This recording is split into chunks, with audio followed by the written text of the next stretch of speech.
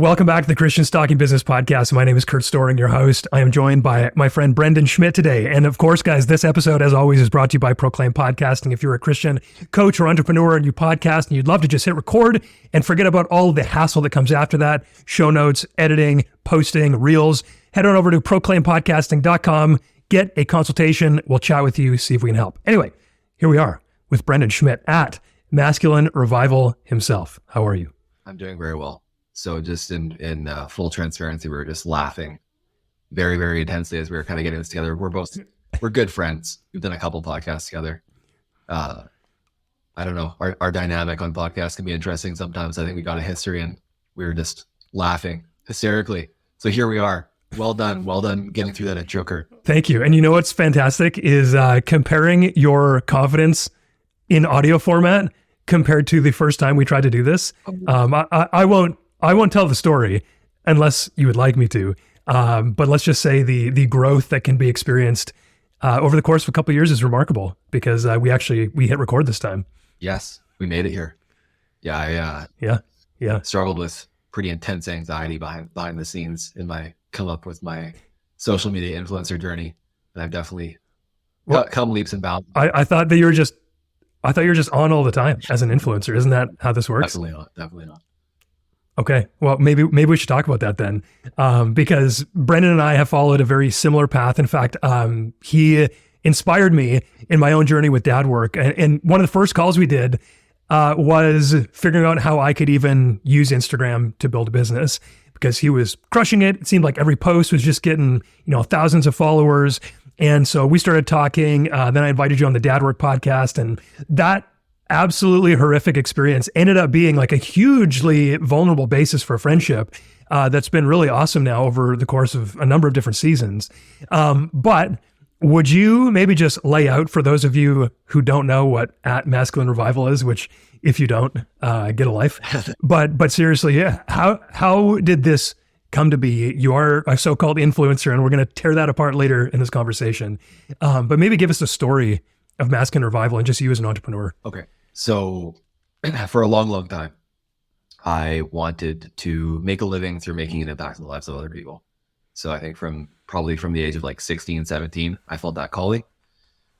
And I struggled immensely to actually figure out how to step into that. I think from the age of probably 21, I started to figure out, hey, making money online is a thing. Sounds really appealing. And I started to try to, figure out how can I influence and impact people and get paid to do it. And I really didn't want to do any other work other than that from the time I got into my 20s. And it was a journey with a lot of twists and turns, but I joined a men's group when I was 25 years old. It was profoundly impactful. It helped me do a lot of healing and growth. I think you also come from the same community. We didn't know each other then, which is interesting. Here we are now. But that men's group was a major catalyst for me in my growth and development as a man. And men's work became a passion and calling for me as a result of that. And then I found the topic of traditional gender roles. I started thinking about becoming a husband and father. And I started sharing my writing and reflections online.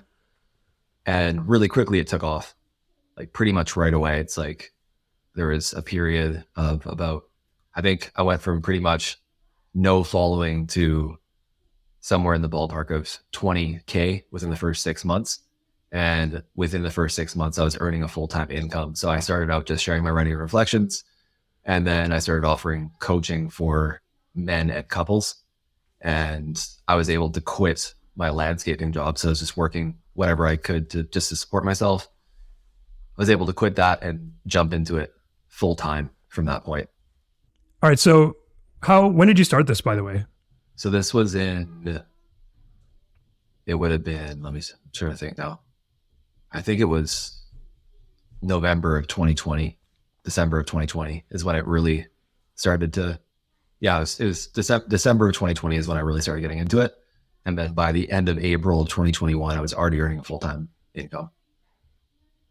Okay. So you started this, it was just an Instagram page, right? You didn't start anywhere else? Just Instagram. And that was one thing for me too, is that I know a lot of people when they're starting out, they want to do all of the different things like TikTok, YouTube, Twitter, email list. And for me, I was like, I just want to keep it simple. I was having success with Instagram. So I doubled down and I just did Instagram. And once I found something that worked, I rode that all the way up to where I am now, which is 168,000 on Instagram.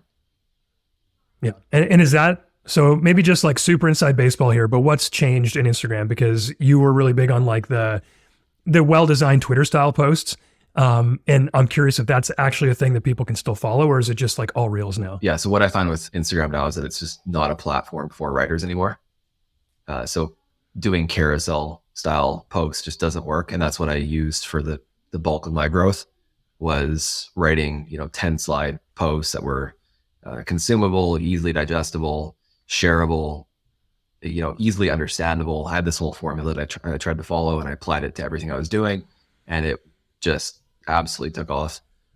Nowadays, it seems like growth on Instagram is much more about videos, reels, right? So I think it's making something interesting that's really, really easily consumable in a video format. And that's not really my strength. So I've definitely felt de-incentivized on that platform now as a result of that.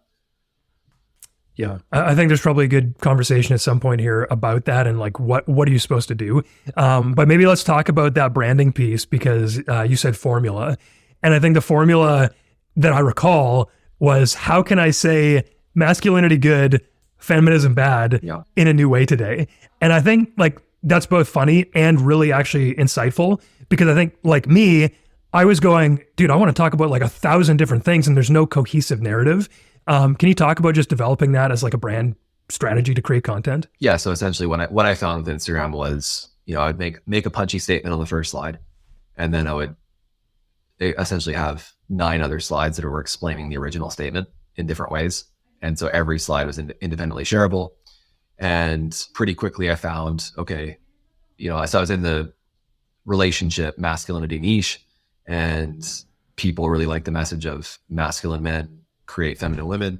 So I kind of started to find the messages that resonated. And then it was just about kind of trying to repackage those messages in a variety of ways to kind of keep things interesting and fresh. And that was extremely successful. So I kind of was essentially just reiterating on the same things in a variety of different ways, which I think we're going to talk about a bit later, probably, that kind of does get old after a while. So it's like you live the dream, you've got the impact, you got the influence, but then you find yourself kind of beholden to your creation and what made you successful. So what if then you're a person with evolving views and you're changing and you're growing, and your audience wants to hear you say masculinity good, feminism bad over and over, and you're starting to feel like, hey, maybe I have energy for other things, and that's not necessarily what I want to be saying. Yeah, no, let's definitely get there in a few minutes. Let's go back to the actual like logistics of the business. Cause like I said, this is super fun for me to just be like, you were doing landscaping and now you're like a 6-figure influencer. It's like, as a hook, that's pretty sweet. Yep. And so let's maybe go back to that point where you're like, hey, a few months in, I'm suddenly making money, full-time income. What does your product progression look like? Because I know we've talked a lot about like, oh, do I do this? Do I do this? It was coaching at first. When did the men's group come around? Like, what was the breakdown in revenue, or what did the progression of that product line look like for you as a business? Yeah. So I started with more high ticket type coaching.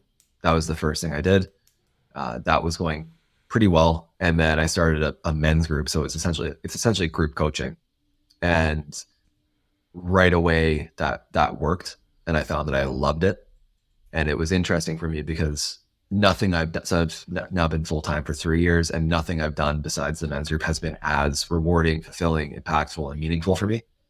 And it's almost been a curse in some ways, because the level of meaning that the brotherhood, the men's groups have to me. So I scaled it from one group up to 5. So at any given time, now there's 55, 60 men in the brotherhood who are paying a monthly membership for being there. It's been really successful, both in terms of just the stability. So I have this monthly recurring income, bills are paid, everything's good. So if nothing else happens, I'm covered. And I absolutely love what's happening within that.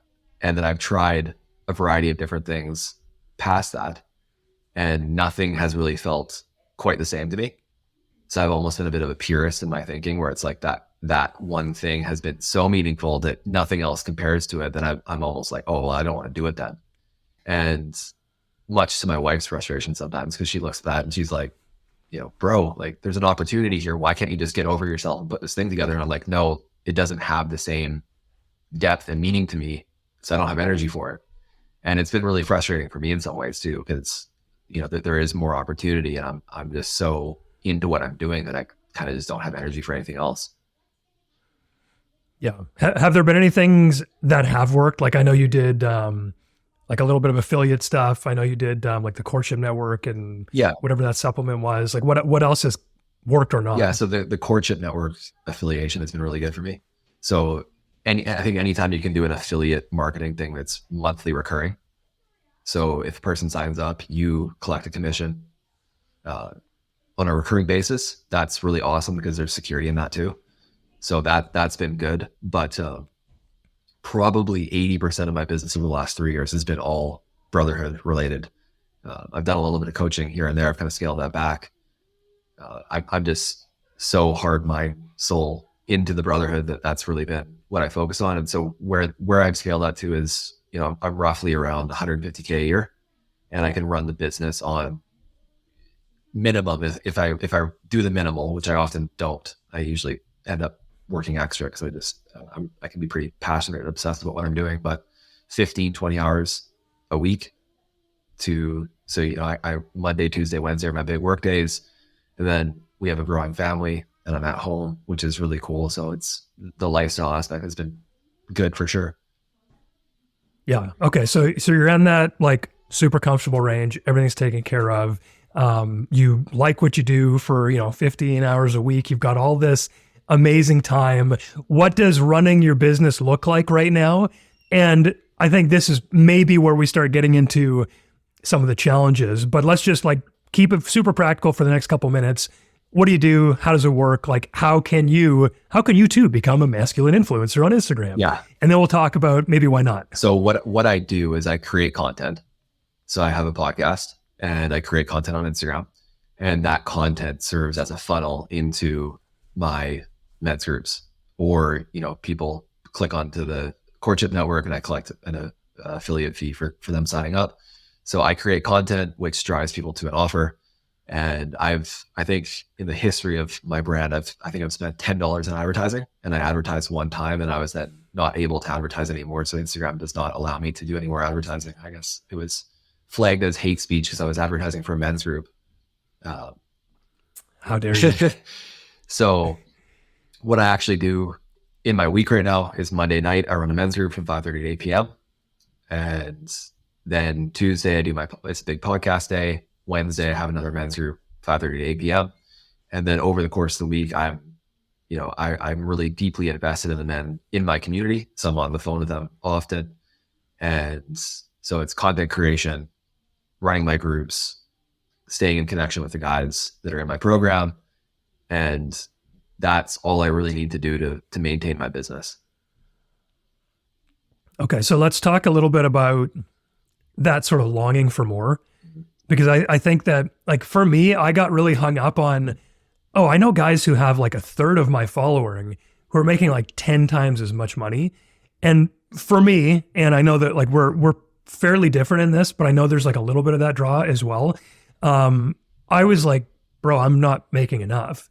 And it sounds like, you and your wife have talked about that kind of thing. How do you think about that? Because I know it's challenging to go like, dude, you've got 150,000 people.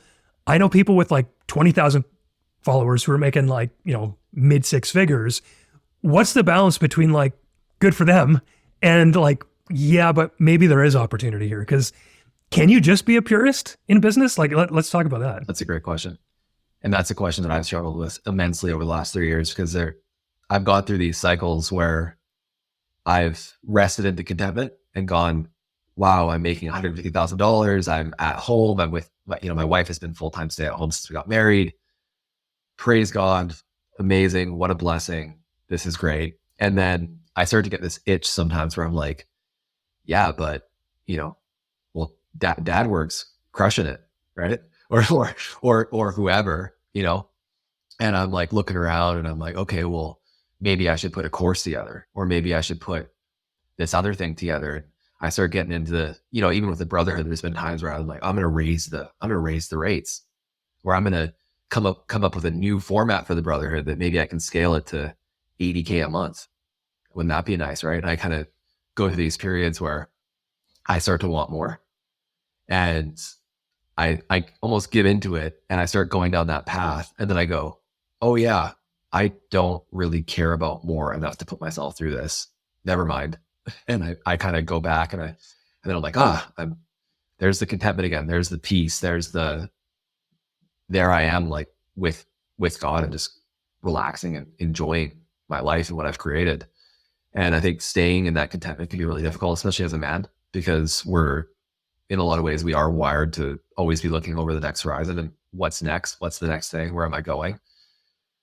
So that's been tough, but I think it is important for entrepreneurs to have a number in mind of what is enough.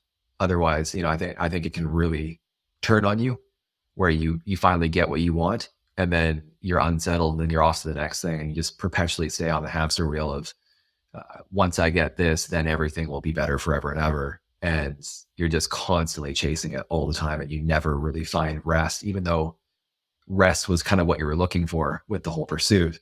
You get it, and you're like, oh yeah, this is enough. I want more. So I've seen a lot. I've personally gone through that a lot, and I've seen a lot of people around me struggle with that as well. Yeah. And I don't know if there's an actual answer to this, because, and I think I told you this before, and I've mentioned this on the podcast, and I will keep saying it because it's been so profound for me. There's a curse, man. Like, there's literally a curse that says you're going to toil by the sweat of your brow all the days of your life. And what is my longing as a man?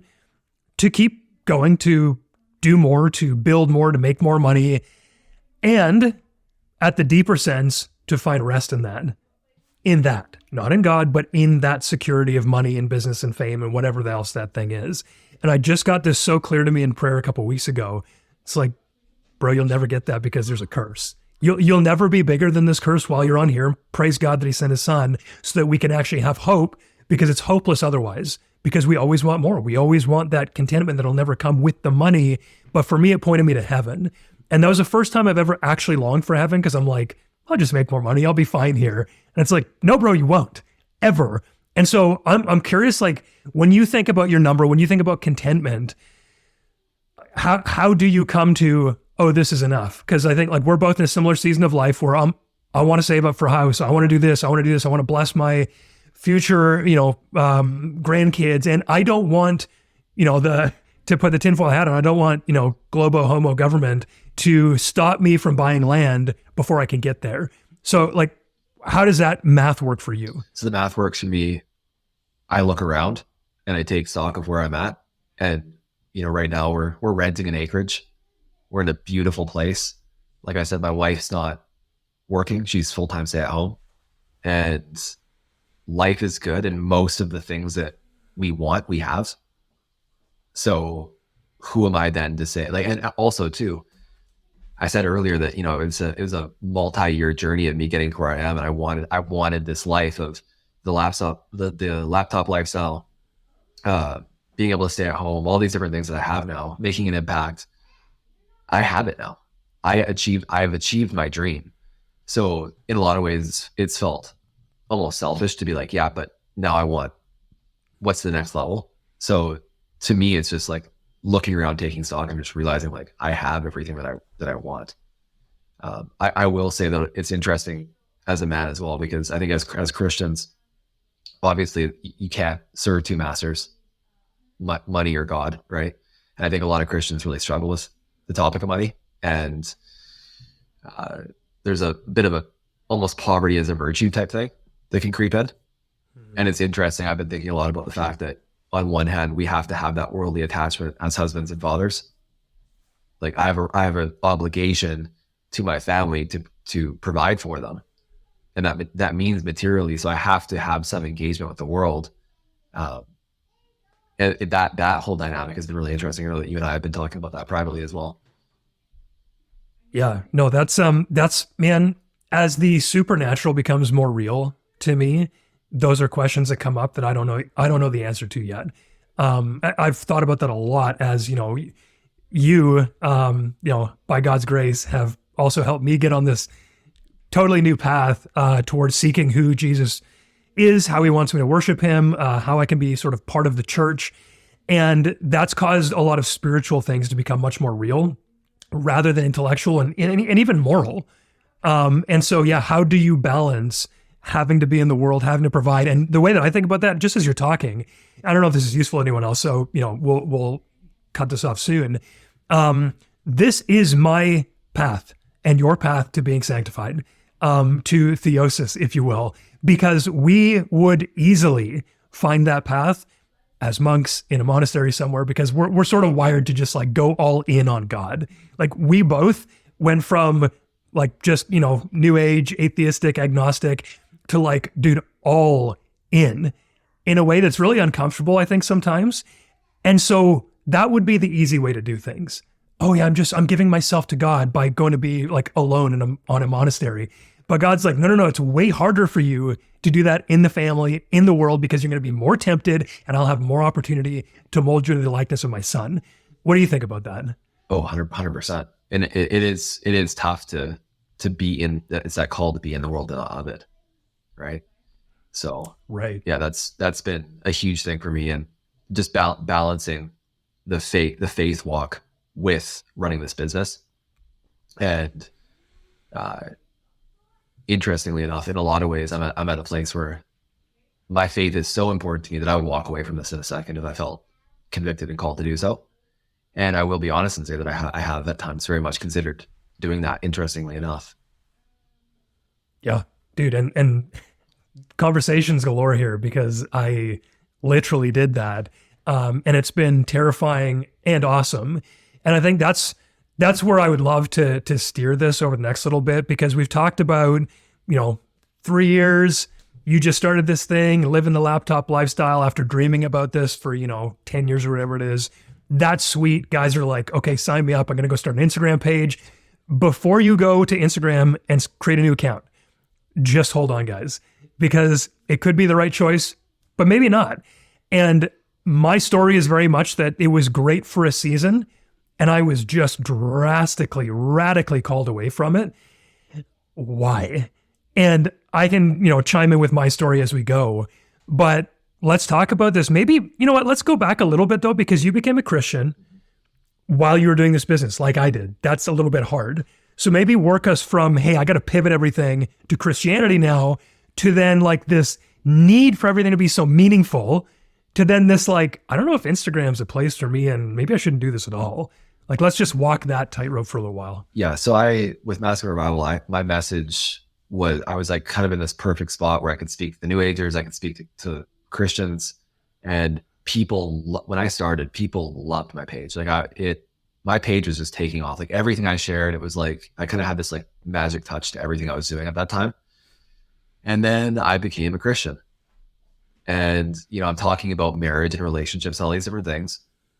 And obviously God has a lot to say about marriage and gender and roles and all this kind of stuff. So once I became a Christian, I started to be convicted to talk about God and talk about my faith and talk about gender roles in a biblical light, not just a traditional gender role type thing. Like, no, what does the Bible have to say about it? And I will tell you that as soon as I did that, there was a drop off in engagement. And I almost have never been as popular from that point, from the first time I made a post and I said, I'm a Christian. I'm basing my life on the Bible. This is the answer for me. You should probably think about this too.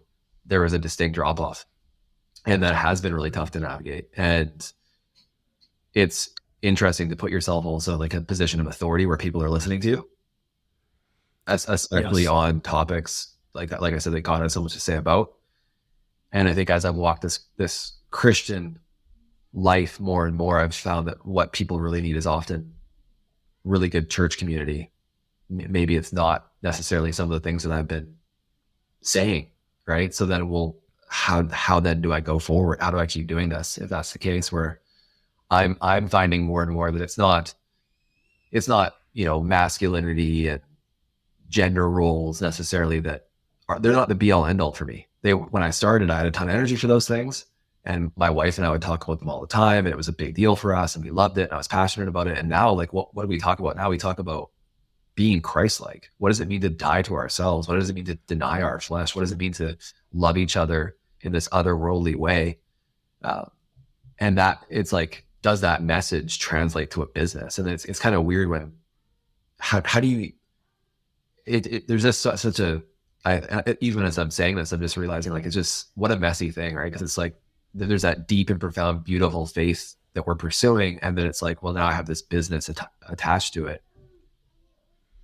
And it almost feels like a bit of an ick feeling in some ways when you start going in that direction. And I know that you felt the same with that work to a degree, right? Yeah, exactly.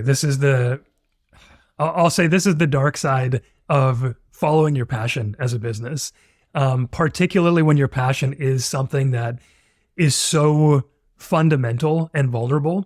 And that's what I thought about dad work too, right? Like my sales cycle was actually pretty long. People had to be following me on my podcast and my email list for like 6 to 12 months because it was so vulnerable and because it was so fundamental. Like other than the salvation itself or profession of faith in Christ, like your family for me, and it sounds like a lot of what you guys talk about as well, is like kind of number 2 there with vulnerability.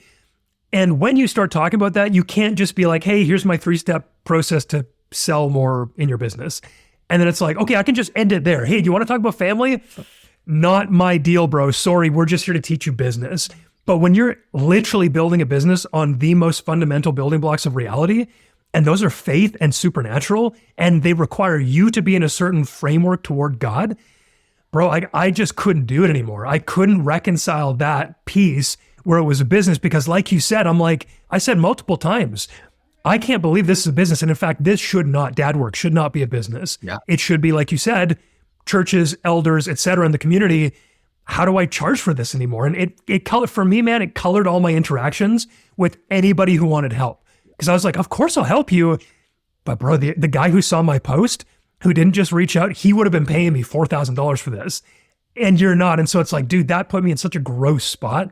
And so, yes, this is the dark side of having such a passion for these things that are so deep. Yeah. And so I'll be honest with listener right now and just say that I'm in a weird spot with what I'm doing because so much of what you're doing when you're an influencer is you're putting out a message and you're saying, hey, you need this. Hey, this matters. Hey, listen to me. Hey, I have an answer. You have a problem. I have an answer. Let me tune in, find out more.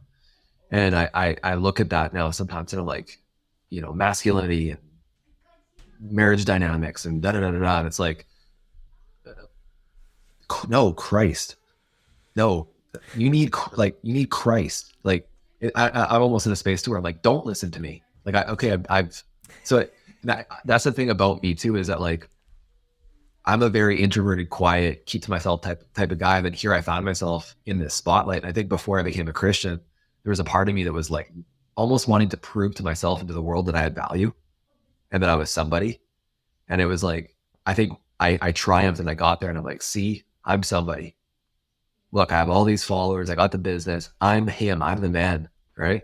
And then I became a Christian and I was like, oh, wait, no, like that was like a false desire. That was some like childhood, whatever, wounding. And then now I'm in a place where I'm like, it's almost like the opposite where I'm like, I don't want the platform. I don't want to be heard or seen. What I want is to live a quiet, simple, obedient, faithful life. And then what do you do now when you have this big thing? And it's what you do to support your family. So I think this is where I think nobody talks, or this isn't talked about a ton, but just it is the dark side of when you get there, when you make it, when you finally have a social media business or you stumble on what you think is your passion or your calling, and you start to find that life goes on. Life is still hard. Work still sucks sometimes. There's days where you don't have energy for it. And yeah, and it's tough too when you're doing something that's so multifaceted, right? It's not like I'm just running some whatever you're talking about, some business selling slime online or whatever, and, right? It's not that. It's you're talking about marriage and all these really meaningful, deep things that have massive implications because people are listening to you, and I know in some cases, like with my content, with the podcast, like a woman might hear the message, misunderstand it, might move towards divorce. So it's a big deal. It's a big weight and a big responsibility. Yeah, I mean, I can't remember the exact scripture, but I'm pretty sure there's at least two different places I'm thinking of. One in relation to teachers, one in relation to those who have seen the light of Christ. There's a greater responsibility in that position, and I'm just maybe for the first time realizing the weight of that and how ill-equipped I am to hold that. And sadly, we have a space to hold it because the people who should be aren't. Whether that's churches, whether that's elders, whether that's whoever, there's not a good structure of that anymore, perhaps. And that should leave us seeking that and building that, I think, in real life. And I just felt like for me, and I'm curious actually how you handle this, when I'm the guy teaching, I started to believe my own BS, man. Because it was really right to a large degree. Like it literally saved my life. I wasn't like making things up, but I started to believe that what I said was like, the way. And I started to believe that I had to show up as being dad work Curt always. And so when I was with my wife and kids at the dinner table and I like said something remarkable, I was like, oh, I have to write an Instagram. Like, hold on, guys. I know we just connected, but like, just give me a sec. And it would pull me away. And I just got in this weird like identity crisis of I'm actually being more of an a-hole to my family by sharing how I'm being awesome with my family. Have you seen anything like that as we just go down the dark rabbit hole here? Absolutely. Yeah. It's like, you create something. And so I think when you create a brand that is centered around you, like in your case, it was like dad work Curt, like you're the guy, you're him, right? And it's like people are following to learn how to essentially like what you know and to almost be like you. Like, yeah. Okay, well, then you're in your private moments, you're like, wait, maybe you shouldn't be like me. No, right? Yeah. And it's like with me too. It's like, okay, masculine revival. And there was a while there where I'm like, okay, I'm masculine revival now. Like, what does that mean? Well, I better get more jacked. I better, try to figure out a way to deepen my voice a bit. All these, like, how do I fit this caricature of what I've created now? And it does become very strange and very odd, right? And yeah, I'm in a place now with my Christian walk too, where I think a lot about the scripture where it says, I must decrease and he must increase. And then how do you hold that truth while you have a massive platform and following? Because the whole thing, like to be an influencer, it's all about continued growth and getting more people in and being heard more and being seen more and the next thing. And it's like, but I just want to decrease. It's just like, so it is, yeah, it is really interesting. Yeah. I mean, John the Baptizer, man, he was like the greatest person born of a woman, up until Christ or whatever the scripture says there. And that was his whole thing. And so, yeah, when you follow that template, when you follow the template of Christ who washed his disciples' feet, who spurned, equality with God himself to be humbled to the point of death on a cross, there's zero room in that for self-aggrandizement. And I'm not saying that like growing a business is self-aggrandizement. I'm just saying like for what I was doing, I couldn't separate it. And I've talked to, I don't know, man, like you're one of at least 4 or 5 people I've talked to now who's like, I didn't know you could just like walk away. Like, can you tell me more about that? Because of this almost incompatibility with the way the like Christianity, and culture where it's going, because I think social media, internet distraction is one of the enemy's number one tools right now. And so, yes, we got to be in the world to save people from that for Christ. But man, like if you lose your soul in that too, like it's so messy, man. And for me, I couldn't do it anymore. And it seems like I keep talking to more and more coaches who also are like getting cold feet. And then they're like, I talked to another guy, Hunter Sprague on the podcast last week, and he has this fitness coaching thing for Christians. Again, like you and me, he's like, I got to do the thing that matters most. And he's like, bro, I just want to start a roofing company some days. And so it's just like, it's almost untenable. You can hardly get to the balance point when you're in this situation. So anyway, this is fascinating. I don't know sometimes if it's just like a grass is greener syndrome where it's like, you're not living, because I look at my life before and I longed for what I have now. And then now I'm almost like longing for a simplicity that isn't in what I'm doing. So I don't know, there's probably some of that going on, but I think part of it too is just like with these platforms, and the censorship and the whole everything's hate speech, and almost even just that aspect alone, right, of being beholden to Meta and Meta's policies that are changing and how woke everything's getting, and then too, like just the influencer culture, where once you're an influencer, you kind of get connected in with other influencers, and you start getting a peek behind the curtain of these people, these really fancy, sexy, cool, flashy brands, and you start going, oh, you're totally dysfunctional, and I don't even know if you should be talking about what you're talking about. And you see that over and over and over and over again, and you start going, wait, is this all fake? Is there any actual substance and reality to any of this? Because it doesn't really seem like it sometimes. And here I am blasting my messages out into this woke, liberal, algorithmic machine, trying to be heard so I can support my.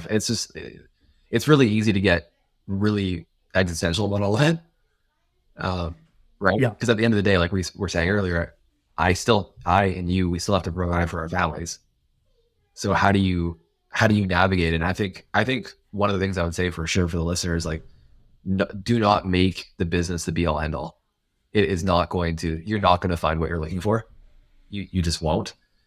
I'm much more kind of coming to the mindset that it's like, you need to like do your thing and then get out. Like, figure out what you need to do to do something in integrity. Don't sell it on your morals or your convictions. Get paid, support your family, and then go live your life. Don't look for everything through influence, through business, whatever. Yeah, and the thing that's annoyingly coming up is also the other counterweight, which is, yeah, but look at all the lives who have been impacted by a random post that just so happened to make them. They joined your group, or they joined my group, or they joined someone else's group, or like me, like, dude, I was basically introduced to Christ through like you and Will posting about him on stories. And so like, well, if nobody's doing that, is this the public square? And I think I was talking about this in another podcast recently. Is social media, our screens, unique enough that they require unique solutions?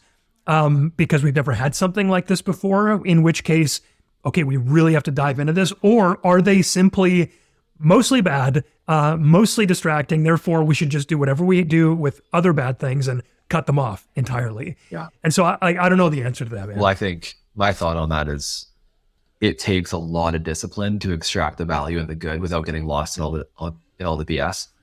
And I would say the more I've gotten into it, the more I realized that the bulk of social media is complete and utter BS. It's a lot of people with, a desire or a dream that they start to fantasize about a better life, and they start to think, okay, well, I can make money through social media. I could be at home, blah, blah, blah. So then, you buy some poorly put together course about how to monetize your gift or whatever. And a lot of people like, listen, a lot of the businesses out there, they shouldn't even be businesses. It's people clamoring for attention to sell things that nobody needs. And I see this especially on Twitter right now, where it's just everybody doing formulaic posting, trying to get heard, get attention, and then funnel people into a poorly put together offer because people are seeking financial freedom. So there's just so much garbage. I would say if I wasn't an influencer, I think that I could truly say that I wouldn't even want it. I would just delete everything, not have any social media at all. Like, if you're not on there for business, and if you're not on there to create and actually do something hopefully meaningful, what are you doing? Because the entire thing is set up to steal your attention, take your time, keep you hooked in. So it's interesting. Like, even the more I'm talking about this, I'm like, man, and then there I am on it. Hey, listen to me, right? Yeah, dude, I have experienced that. So from the other side of things, because I'm now 4 months in, it was almost exactly 4 months ago that I officially posted my last sort of dad work thing. Number one, I did that. I know, like, you got another phone, man, which I want to mention for the listener as well. Like, if you're a coach, if you're on Instagram a lot, like, you got another phone. You can talk about that in a sec if you want to. But I deleted everything from mine. I went on a couple times to post so that I could direct attention to this new project. And that's it. Like I don't have it. I don't look at it. I use texts.com, which is a like a texting platform. It basically combines all the texts from all the different group chats, including Instagram, including Facebook, including WhatsApp and all that kind of stuff into one. So I don't even have to go on Instagram to read messages now, which saves me a ton of stress. So that's been huge. And in terms of like, is the grass greener? I can't answer that definitively because again, 4 months seems like a long time to me, but it's really not. God's been so faithful with this business. Next month we should bill in a way that we're not dipping into savings anymore. And like, it's been 2 or 3 months, which is incredible. And I feel so much more peaceful. I feel so much more present. And I went through a period where I was like, oh, is this it? Is this all? Like, is this really it? Because God doesn't have me just doing podcast editing. And so I made a journal. Like, I've got a journal that I made right here. I got 200 printed and I did this other project and I tried to do this podcast and I did this other thing over here. And all of it was me, I think, rebelling against the simplicity that God had for me in this time. And I was like, don't you know who I am? I've got a gift. I have to speak into men's lives. I have to show them how good I am for them. But again, it sort of like was this tumultuousness of spirit. And since having a couple conversations, very convicted, talking to Scott, who was episode 2 on this podcast, he's like, bro, I don't have time to think about that kind of stuff. Like whether this is exactly what God's got for me. He's like, I'm too busy just building my business and loving God and like loving my family. And I was like, oh. And so from that moment, I decided, right or not, this is my decision. I'm all in on Proclaim. And it's going to be slow and it's probably going to be hard. I've never done an agency. I've never managed people before, clients, blah, blah, blah. But it has been so much fun to just like wake up every day and go like, I got some client work to do. I'm going to do that for like 50% of the week. And then I'm going to look for other podcast people and I'm going to do this. But knowing that I just have to like faithfully build over years to get any result with this style of business.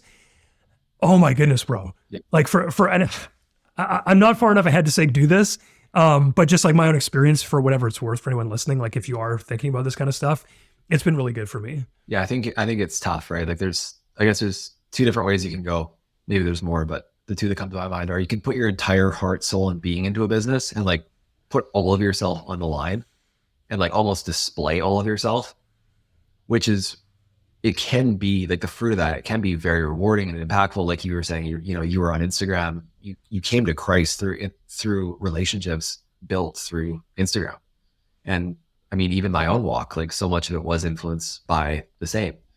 So there's definitely fruit there, but with that comes the sleepless nights and all the tossing and turning around, like, what am I doing? And when you make it all encompassing, it can be an absolute burden that you're carrying around, right? Where it's like, oh, this is God's calling. So I need to get it just right. I need to navigate this the perfect way. Yes. I need to, I can't let him down. And, what if I'm out of integrity? And what if this isn't what he wants? And you're back and forth and you're in this washing machine all the time. And it can just be exhausting. Right. And then the flip side is doing something that maybe it's just a job, right? To like, okay, what is a business opportunity? How can I add some value? How can I do something, morally good? So don't compromise, don't sell out, don't just look for the next buck. But then in that, like, maybe it's a bit more of a strain to find the meaning when it's not all encompassing. So it's 2 different paths. And I think honestly, 6 months, a year from now, I don't even know which one I'm going to be on, but I hear you around the idea of it almost feels like it's like having work be in its own category. Like work is work. Work is work. Yes. When you make work, calling, passion, purpose, meaning, fulfillment, on and on and on and on, it's not just work anymore. It becomes your life, and you kind of, everything becomes about that thing all the time. And then you're talking about like, well, how then do you put that aside and show up for your family? Because you're just, you know what I'm saying? Yeah. No, Natalie has called me on that. She's like, why do you make everything so hard? I'm like, I have to do this. And it's like, well, your business is your ministry, is your like emotional state, is your whatever. And for some reason, it seems like there are some of us who, at least in this modern age, can put those together for better or worse. And yeah, like who knows what's going to happen. I think there are a lot of people who are maybe less frantic and hectic than we seem to be, who are just like, Maybe. yeah, I've gotta, like, I don't know, man. It's pretty hard to be more chill than us. But I've talked to guys in this podcast who are like, yeah, it's amazing what people can do who are just like, they love the Lord, they build businesses and they raise their family in the community. And it's like, well, that's a business in its own category, but the way they do business is still so focused on God and the kingdom and how to bring that to other people. And it's kind of what we're doing online. We try to bring that to people by going right for the kill shot. And that's going to hit some people in the heart like me, and maybe like you along your journey as well, where it's like, oh, bro, nobody's ever spoken truth to me. But maybe more people are like the average Joe down the street who come to your coffee shop and they're like, oh my goodness, that was an incredible experience. Like, there's just something about that place. What is it? And you're like, oh, we love Christ. And it's like, oh, interesting. And then your kids work there and then they start something else. And it's like, what does the local outpouring of this look like? And so I don't know the answer to that, but I know a lot of wise people who are doing or thinking about that. I don't know, man. Maybe that's where the future lies. So I have a question for you. So having switched now from what you were doing prior to what you're doing now, do you feel like it's giving you more space and more energy for in-person relationship and connection and community? Well, first of all, I'll ask the questions. I'm just kidding. It's been a while since laughing like an idiot. Yeah, for sure, man. And like that was one of the big fruits of this is it was twofold. One, because I was no longer in the like ecosystem where it's all about, oh, am I doing this right? Do I look good? Like you were saying, is God happy with the content I'm putting out? And all of that sort of went away. But also for me, and this is just very personal to my business and my personality, I no longer felt a weight of, man, if this guy just bought my course, like, look, I'll talk to you, but I also have a course. I also have coaching. Like you could just do that. And then I'll talk to you once you're through. It really stopped that from being a weight in any conversation. And so now it's like Bible study. I'm just a guy. I don't have this weight of like, oh, like half of these guys follow me. I've got to make sure I say the right thing. They see me as that. What's going on here? And so, yeah, it has been very freeing to go, how can I build community? Because what if I just put horse blinders on and this is all I had? I'm really grateful for relationships like this. Well, we're, 1,000 kilometers away, but day to day, I got to live in my community. So what does that look like? So yeah, it has freed me up and we're not all the way there yet, but it feels better. And I ask because with what I've created as well, like it's become largely my sense of community, right? Because I've got 55, 60 guys and I'm talking to guys all the time. And I'm an introverted guy and I like to keep to myself in general. So now I can get my social and connection needs met from the comfort of my home, which is cool on one hand, but it's also probably quite limiting on another. So that's another thing to think about too, right? It's like when you put all of yourself into something, then there's your social, it can become your social life too, where you're kind of living that pod-like existence that our man Klaus Schwab wants us to be living. But that's a story for another day. Oh man, you had to slip that in. Thank you for the all the tinfoil hats are coming out now. Yeah. Man, the impact of having the social structure be built into work is very real if you're doing the coaching thing online, because like you said, you get connected with other people, you sort of trade war stories, and then it goes away, right? Like it either goes away naturally because I'm not in it anymore. People sort of forget about you if you're not going to share their next thing on the stories, which like I was reflecting recently, there's been like, bro, like why haven't we talked recently? It's like, okay, interesting, curious for me to think about that. But for me, it's almost freed me up to be more curious in relationship because I don't want anything anymore. I need community. I need relationship. And so what I've been doing, number one, I've been talking to all the people that I have made contact with over the last 3 years, which again, if you're listening and you're like, should I be a coach or a podcaster? Almost yes, just for the relationships. I made incredible networking relationships over the last 3 years, which are now helping me professionally, also personally. But what I'm doing is I'm asking all the people I've connected with just to hop on a call. How are you doing? What are you doing? Where can I serve you? And then asking them, hey, do you know anyone who like I might get along with? I had a call before we jumped on with a guy that I randomly found online. I was like, hey, I think we're in the same space. Do you want to get on a call? Tiny bit of backstory, so he's interested. And it's like, dude, this was a great connection before this podcast. And now I'm going to have a call with him next week. And he invited me to, look at this event he's hosting. And it's like, that's just because I reached out. So it doesn't mean that you have to go away. It doesn't mean that you have to stop having these relationships online. But I'm also spending, maybe my wife would argue too much time, but more time at the coffee shop with buddies, going for walks with buddies, talking to life with buddies locally. And it's like, well, that feels almost better Yeah. than online stuff because, I mean, to just lay it out there real clear, online stuff is like fake and mostly gay. Like, let's just call a spade there because we can use that word on this podcast until now. I'm very excited. Yeah, well, I just wanted to. we've set a precedent.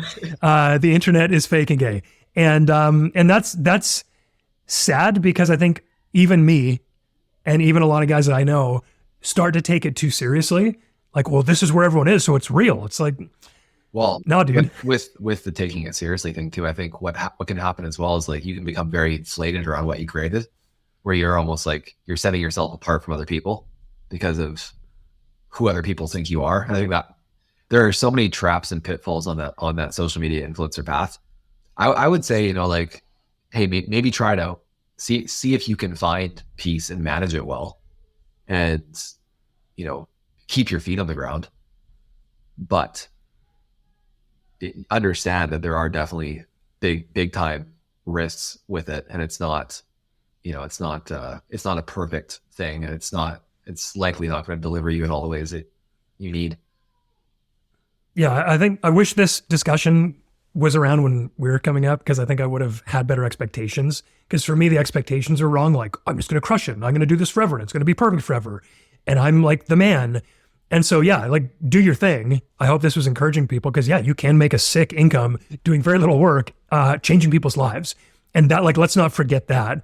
And here's the other side. So tread carefully. There's ditches on all sides. Do you have anything you're thinking about business-wise other than this? Did you ever try anything? Did you ever have ideas that maybe we can share with the guys? And again, I didn't necessarily ask you to prep this, so it doesn't matter if you have them or not. But what other ideas have you been thinking about? Well, see, the thing is that for 10 years, I kind of was floundering in my life because I wanted to do what I'm doing now. So I don't really have much to fall back on in that regard, if I'm totally honest, because I was working as a landscaper before, right? So I'm like, okay, well, I could fire up a local landscaping business, but I'm like, I don't know. I don't really know. That's what I want to get back into. The landscaping season is quite short up here, Alberta, Canada. Bro, I landscaped for 3 years in Calgary, so I feel that. Yeah. And then I have, it's funny because actually just this last week, it's like the first time in my entire Masculine Rebel history that I was actually looking at jobs online. I was thinking about different businesses I could start. And, for me, ideally, it would really have to be able to replace Masculine Rebel in terms of the lifestyle.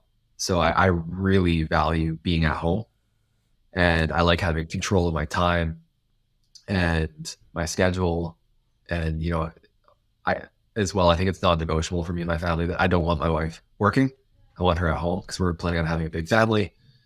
That's a whole other conversation about stay-at-home wives. I'll park that for now. But that's very meaningful for both of us. So I don't know. I've been doing a little bit of research into, what's a scalable business you could run from home. I was looking into like subscription boxes. There's a big thing right now. So what could you send to a consumer on a monthly basis and have and really either create an experience for them or add value, or what could that look like? And then I was thinking too about just with what I'm doing now with Masculine Rebel, I don't think that my daughter or my future kids are going to be able to inherit this. It's very much centered around me, but that would be, it's something I've been thinking about, is like legacy and having my kids being able to actually work in a physical business as they get older. So I'm not sending them off to some woke corporation to get their first job 15, 16 years from now. I think things are probably a lot worse than they are right now. So I don't know.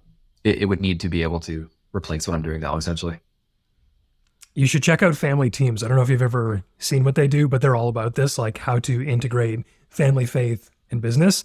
And they talk about having like the first business, the service business, to get replace your income, and then a scale business, which is usually online, which we kind of already had, and then like a legacy business, which is usually like real estate or something like that can be inherited.